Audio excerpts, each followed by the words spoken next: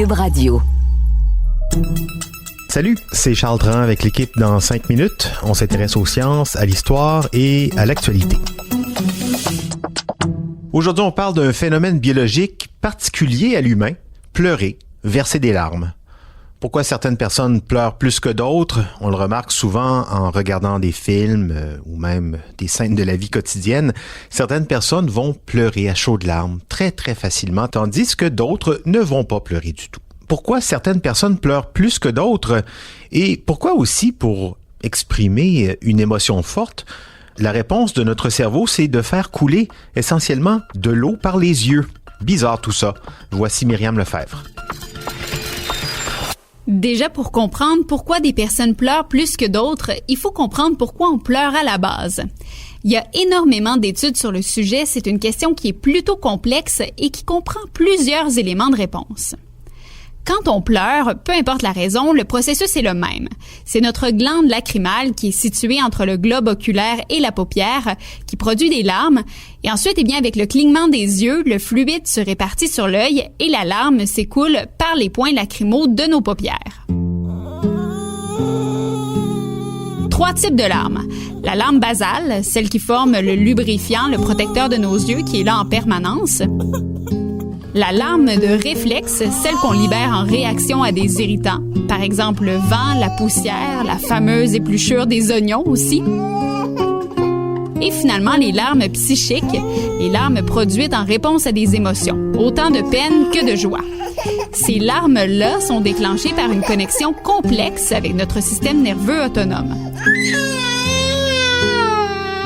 Le quotidien The Independent explique le procédé ainsi. Le système limbique, qui est une zone de notre cerveau, est conçu particulièrement pour gérer nos émotions et est lié fortement à notre système nerveux autonome pour lequel on n'a pas beaucoup de contrôle.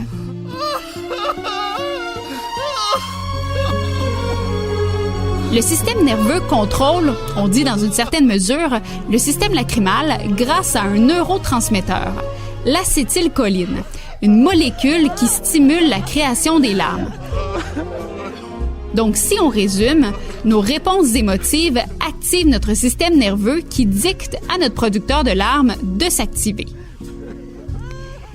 Fait intéressant, l'humain est le seul animal à verser des larmes d'émotion. Les femmes pleurent en moyenne 5 fois par mois, contre environ 1 fois pour les hommes. La durée de nos pleurs est en moyenne de 8 minutes et c'est entre 19h et 22h le soir que l'on atteint le pic de la production des larmes.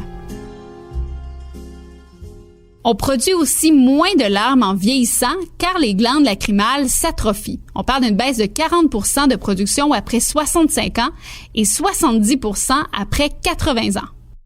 On pleure aussi moins en vieillissant pour d'autres raisons. Disons d'abord que le prorata de pleurs du bébé qui pleure pour avoir ce qu'il veut n'est pas du tout le même pour l'adulte. On dit aussi que notre système nerveux arrive à maturation avec le temps, que notre apprentissage social aussi atteint la maturation. En vieillissant, on tend donc à vouloir se conformer aux attentes sociales, donc à ne pas pleurer ou à pas pleurer trop souvent. On a tous déjà vu un enfant faire une crise à l'épicerie parce que sa maman, son papa, veut pas acheter un sac de bonbons. Mais avez-vous déjà vu un homme de 30 ans pleurer parce que sa blonde veut pas acheter des chips au ketchup? Ce serait plutôt surprenant. Et donc, sachant tout ça, pourquoi certaines personnes pleurent plus que d'autres? Les éléments de réponse sont multiples.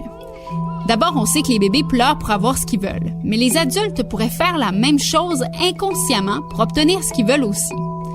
On voit des gens qui pleurent lorsqu'ils se sentent coupables, qui cherchent le pardon, qui veulent neutraliser la colère de quelqu'un d'autre. Donc, dans tout ça, on chercherait à déclencher la compassion de l'autre et par le fait même, on manipulerait par les pleurs.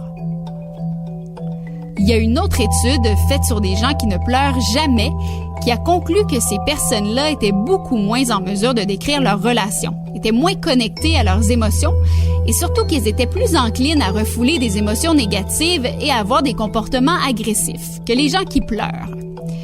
En ce sens, on pourrait penser que les gens qui pleurent beaucoup sont donc plus près de leurs émotions, plus connectés à leurs relations, à leurs expériences, leurs souvenirs des autres et davantage en mesure de communiquer leurs émotions. Surtout, même s'ils pleurent et laissent croire qu'ils sont pleins de tristesse, bien en fait, ils se libéreraient davantage de leurs émotions négatives. En ce sens, on dit que les larmes versées en réaction à une émotion sont fortement concentrées en hormones adrénocorticotropines, une substance chimique liée au stress.